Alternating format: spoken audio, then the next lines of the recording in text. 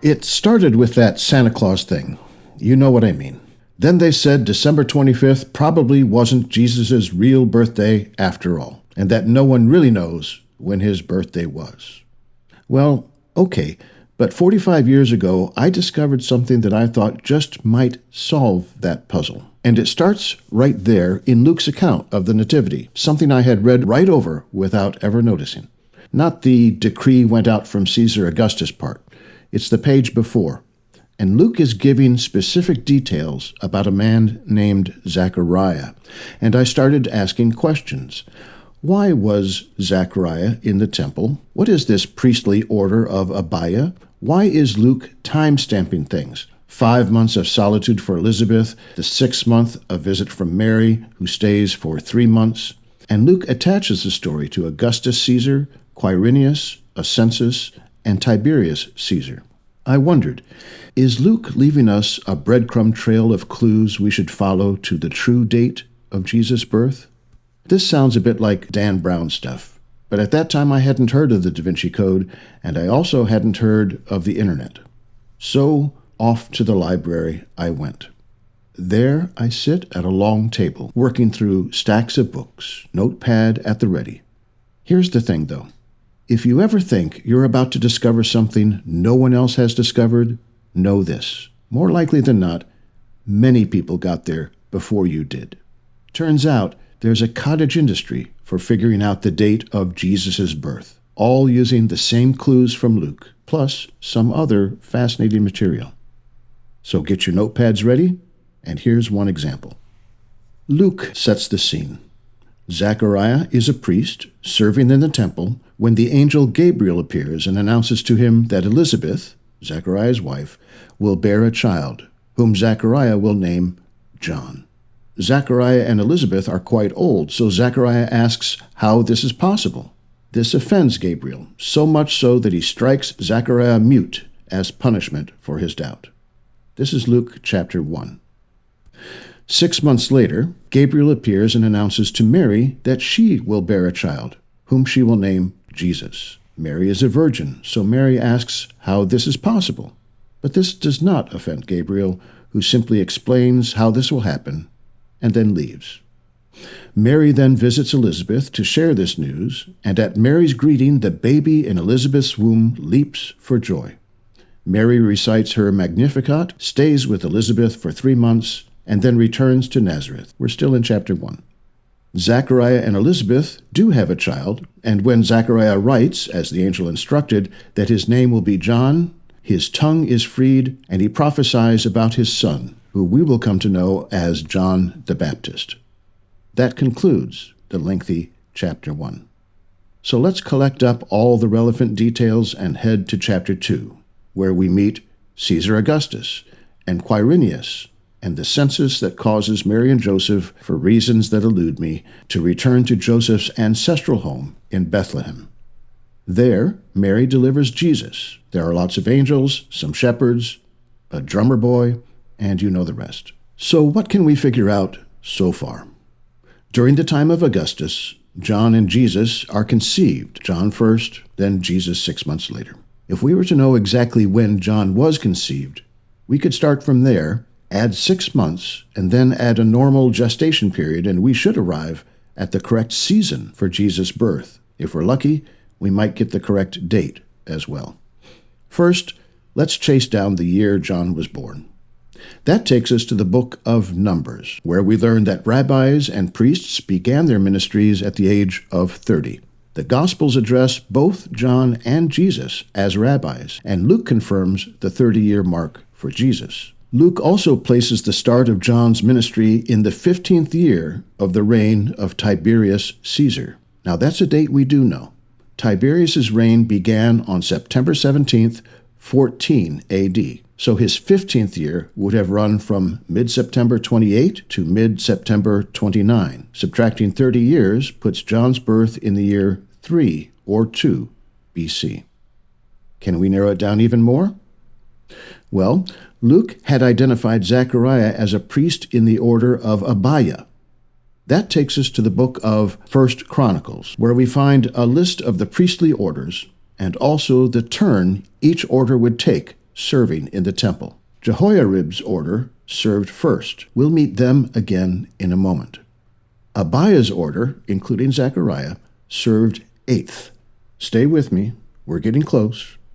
Each priestly order served in the temple for 1 week. That meant each group would give normal service twice a year. We are now one vital piece of information away from knowing exactly when Zechariah was serving, and with it, when John was conceived, and therefore when Jesus was born. All we need is one record somewhere, one scrap of papyrus with an actual date on it. Remember, our target is 3 to 2 BC. It turns out we do have one, and it records one of the most horrific dates in all of Jewish history. In the year 70 AD, to put down a Jewish revolt, Roman forces laid siege to Jerusalem. On August 30th of that year, Roman soldiers entered and desecrated the Holy of Holies and destroyed the temple, leaving, as someone once said, not one stone on top of another. This ended Judaism's temple service and altered Judaism forever. Talmudic records, as well as the Jewish historian Josephus, record that event carefully. Both sources identify the priestly order on service at that time, and we met them a moment ago. It was the division of Jehoiarib. With that starting point, people with a lot of spreadsheets, a lot of calendars, and a lot of time on their hands began working back in time, week by week, adjusting for holy days and festivals and leap years, and discovered when exactly Zechariah would have been serving in the temple. And you want to thank me now, because I will mercifully cut through the weeds of all that work and announce 2 possible dates for John's conception. One is January 26th, 3 BC. The other is July 3rd, 3 BC. With that, we've got 2 possible dates for Jesus' birth. Now, it would be very rude of me at this point to say, please join us next week for part 2 of our quest of the historical birthday of Jesus.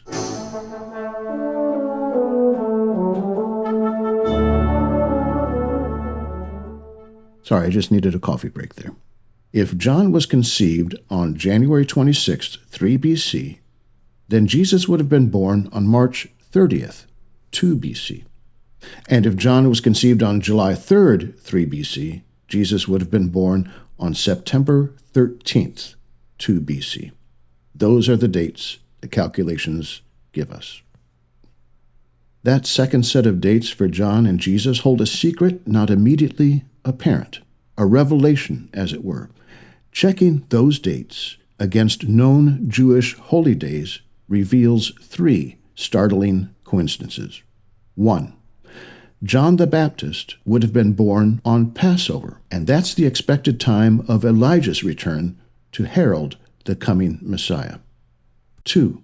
Jesus, the light of the world, would have been conceived on the first day of Hanukkah, the festival of lights. And 3. Jesus' birthday, the arrival of Emmanuel, God with us, would have fallen on the first day of the Feast of Tabernacles, which celebrates the dwelling of God with God's people. And isn't it John's gospel that identifies Jesus as the pre-existent Word made flesh to dwell with us? And doesn't John use a Greek word for dwell that also means to tabernacle with? Things line up so well with such theological meaning that this is a very attractive result, almost seductively so. We could stop right here and announce our eureka moment.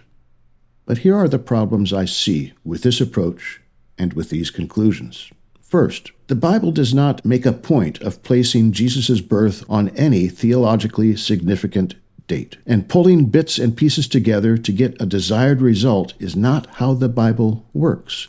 Fitting pieces together to get a picture we like, however attractive that picture might be, is not at all the same as solving a puzzle correctly. And Luke's language is too vague for this kind of calculation anyway. Gabriel tells Zechariah that Elizabeth will conceive, but he doesn't say when it will happen. He does say it happens after those days. How long is that? When Gabriel tells Mary that the Holy Spirit will come upon her, he places that event at some unspecified time in the future. Jesus' birth happens during Herod the Great's reign. Most evidence puts Herod's death in 4 BC, too soon for our conclusions. For all our calculations and cleverness, we are no closer to discovering Jesus' actual birth date than when we started. But for me, the more interesting question is this. We might not know when Jesus was actually born, but how did we end up celebrating it on the 25th of December? And this part has solid evidence.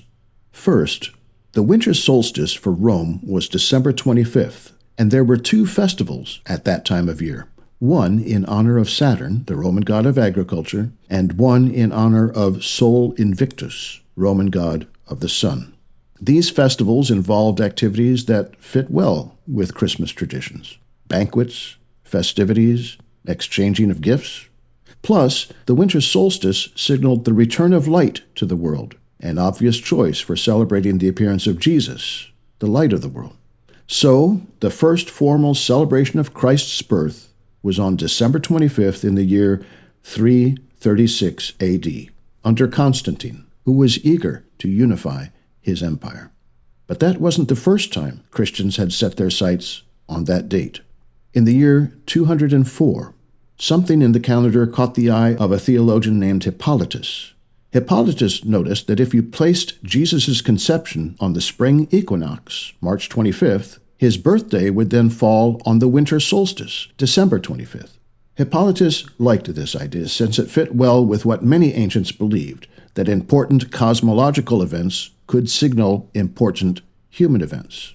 There is the spring equinox, so there is the conception of Jesus. There is the winter solstice, so there is Jesus' birth. He chose these dates for their theological tidiness, not because he thought they were historically accurate. To conclude, then, here's a bit of trivia. Scholars these days date events as CE or BCE, that is, in the Common Era or before the Common Era. I've been using the more familiar BC and AD, just so I could share the following. This system of using BC and AD for years was invented in the year 525 AD by Dionysius Exiguus in response to a request by Pope John I to come up with a new system for determining the dates for Easter. The old system was a mess and could put Easter at the wrong phase of the moon, or even at one point it put Easter Sunday on a Saturday. Dionysius did as requested and produced reliable tables for Easter 96 years into the future. But Dionysius made a mistake, not discovered until the Renaissance, and we are left with it still. Accounting for his mistake, we now have to say that Christ was born 4 to 6 years before Christ. So, is Jesus the reason for the season? Sure. And did we choose the winter solstice season for a reason? That too. And December 25th works well, since we have that day off anyway. Personally, I like thinking of Jesus' nativity coinciding with the Festival of Lights and the Festival of Tabernacles. These ideas make for good meditation, but bad dogma.